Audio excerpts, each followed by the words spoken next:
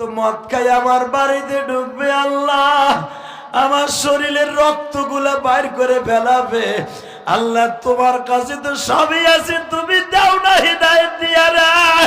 ও বাজার এইভাবে চিল্লায় চিল্লায় ওই আল্লাহর বান্দি ফাতেমা যখন কান্দে, আমার আল্লাহর কুদরতি দরিয়ায় ঢেউ শুরু হয়েছে, ফাতেমা জানে না। আল্লাহর ওই বান্দা নামটা বইলেই ফেলি, নাম ছিল তার সাগর। কি নাম? সাগর। আসিয়া দেখে গো ইশারের নামাজের পরে রুটি মুড়ি খাইয়া মসজিদ থেকে আসলাম, পোলাপানের সাথে পটকাবাজি ফুটাইয়া। মদ আজকে খাই নাই, কিন্তু আমার মা দেখি ঘুমায়, আমার বাবাও ঘুমায়, আমার বোনরা সবাই ঘুমায়।